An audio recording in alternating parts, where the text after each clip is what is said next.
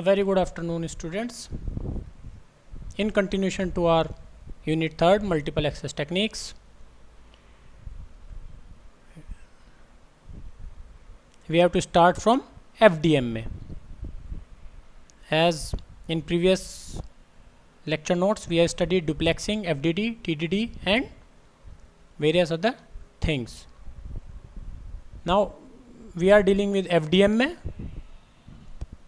and in colored notification, FDMA, frequency division multiple access. Each user transmits with no limitation in time but using only a portion of the whole available frequency bandwidth. Different users separated in frequency domain as very much shown in this figure. This is your frequency axis, this is your time axis. Frequency axis is divisible into different frequencies. Like for one frequency, this signal will send, for another this, for another this, and hence different frequencies are used for different signals transmission.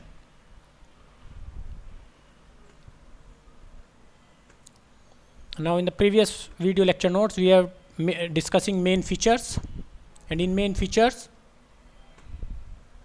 it is, what are the main features? One is your continuous transmission, since time issue is not here. Narrow bandwidth in FDMA channels are not in use, then they sit idle, cannot be used by other symbols. Low inter-symbol interference, low overhead, carry overhead messages for control synchronization purposes, simple hardware at mobile unit and base station,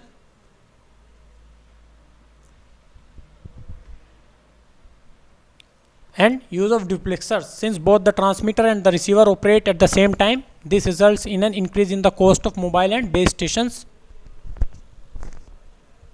In FDMA, required tight radio frequency filtering to minimize adjacent channel interference. This is because as we are using same different frequencies but at any instance of time. Now it's one of the main features is narrow bandwidth. Analog cellular system uses 25 to 30 kHz. Digital FDMA systems can make use of low bit rate speech coding techniques. If FDMA channels are not in use, then they sit idle, like as shown earlier. This, say if here the signal is not transmitting, it will have to be vacant. That means here comes the main drawback of FDMA, that this bandwidth is lost or wasted, and right now bandwidth is the main issue. Now another is the nonlinear effects in FDMA. In a FDMA system, many channels share the same antennas at the base station. The power amplifiers or the power combiners, when operated at or near saturations, are non-linear. Since different frequency channel share the same antenna at the base station, that gives to non-linear effects in FDMA. It generates different frequencies, intermodulation frequencies, undesirable harmonics are present, and that leads to your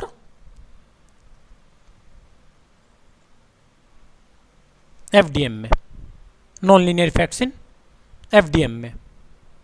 Now a pictorial representation of FDMA in this fashion: frequency 1 circuit, frequency 2 circuit, where there are various frequencies operated. These are amplitude, this is frequency. This is the pictorial representation of FDMA, frequency division duplexing and time division duplexing.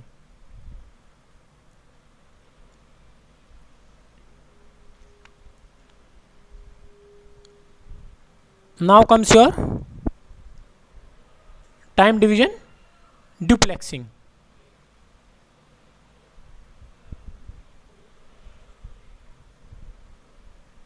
In time division duplexing, we divide different time slots rather than frequency slots. Here in TDMA we define different time slots. TDMA system divides the channel time into frames. Each frame is further partitioned into time slots. In each slot only one user is allowed to either transmit or receive. In TDMA only digital modulation technique can be used, because here analog signal, since all the students know that there is some value for every instance of time. So when the time slot is divided, it cannot be applicable to analog data or analog modulation techniques. So TDMA is the multiple access techniques which we apply for only digital data and digital modulation techniques.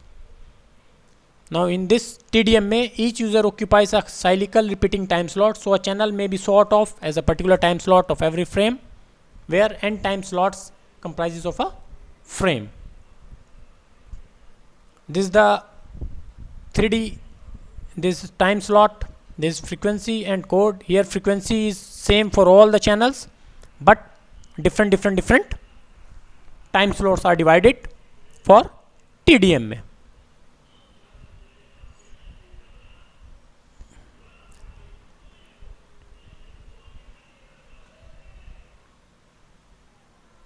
Like this. Each user is allowed to transmit only within specified time interval slots. Different users transmit in different time slots. When users transmit, they occupy the whole frequency bandwidth. That is the main important and advantage over the FDMA. Here the frequency bandwidth is optimally used.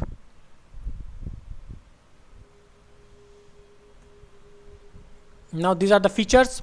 High framing overhead. A reasonable amount of the total transmitted bits must be dedicated to synchronizing purpose. Channel identification. This is basically a TDMA frame. Now TDMA frame is basically a preamble, information and trail bits. And in the information there are various slots, and in each slot there is a guard bits, sync bits, control bits and the information bit, and check redundancy bits, CRC, and this completely comprises of one TDMA slot. This preamble and trail bit is added or apprehended or appended in before and after your informations, and information contains various slots. Each slot is for each user, and this comprises of your one TDMA slot. A frame repeats in time. This complete is one TDMA slot. Guard bit is basically for guards. This is for synchronization. This controls, and this is for check redundancy, error, CRC bits, and this is basically your information. So one TDMA slot. Now TDMA features. A guard time between the two time slots must be allowed in order to avoid interference. Why here there is a guard bit? Why there is here the guard bit? Because we have to differentiate between the two time slots to avoid interference, especially in the uplink direction. All the mobiles should synchronize with base station to minimize interference.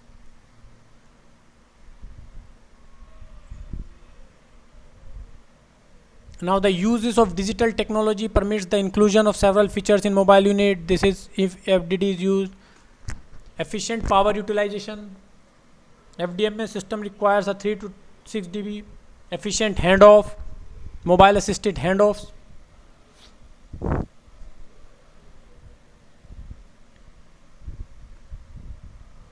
Now efficiency of TDMA. Efficiency of TDMA is a measure of the percentage of bits per frame which contain transmitted data. Thereby, as we have earlier shown,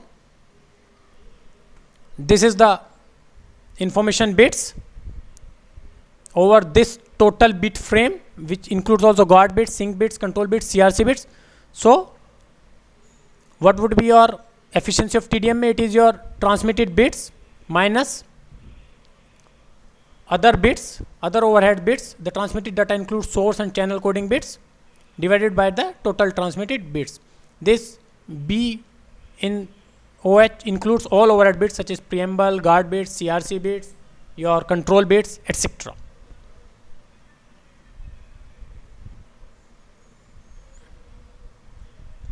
Now here, after having a brief and specific knowledge of TDMA and FDMA, we should differentiate between FDMA and TDMA.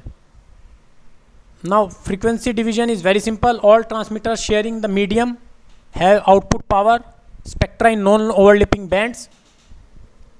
The major disadvantage of FDMA is the relative expensive and complicated band pass filters required. TDMA is realized primarily with much cheaper logical functions, as here we use different time division time slots. Another disadvantage of FDMA is it is rather strictly linearity requirement of the medium, that is the communication channel. Now frequency division is simple. Many of the problems explained in TDMA due to different propagation delays are eliminated in FDMA. With this, we came to our efficiency of TDMA, comparison of TDMA, TDMA with FDMA, and this.